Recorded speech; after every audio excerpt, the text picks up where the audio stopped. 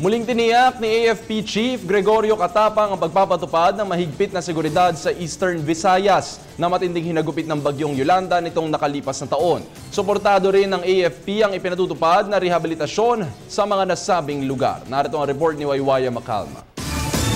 Isang taon nang nakakalipas matapos salantain ng bagyong Yolanda ang Eastern Visayas. Pero sa kabila nito ay magandang balita ang inihatid ng AFP Central Command kay General Gregorio Catapang.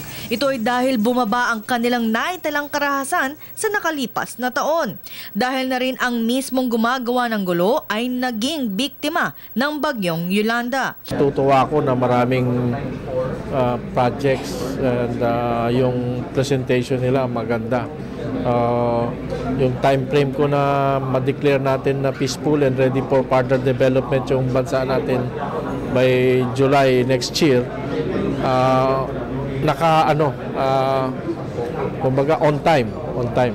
And then of course, nabalitaan ko marami palang projects na that will be coming from the pamana. Kaya naman ang ilang probinsya sa Samar ay malapit nang ma-turnover sa lokal na pamahalaan. Kaya naman ang pinagtutuunan ng pansin ng AFP ngayon sa lugar ay rehabilitasyon para ma-maintain ang peace and development sa mga lugar na sinalantaan ng Yolanda.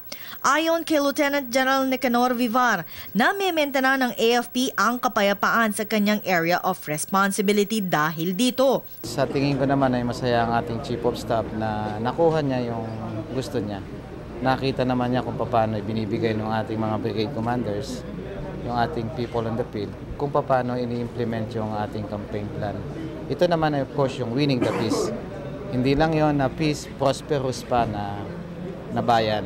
Ibig sabihin, lahat tayo, hindi lang peace ang nakuha mo, yung mga tao ay uunlad, magkakaroon ng yung totoong peace na nakagawa ng tao, lahat yung dapat gawin at umuunlad at yung mga kabuhayan nila ay naaayos. Samantala, nakatakdang umalis ang bansang South Korean Armed Forces sa darating na Disyembre.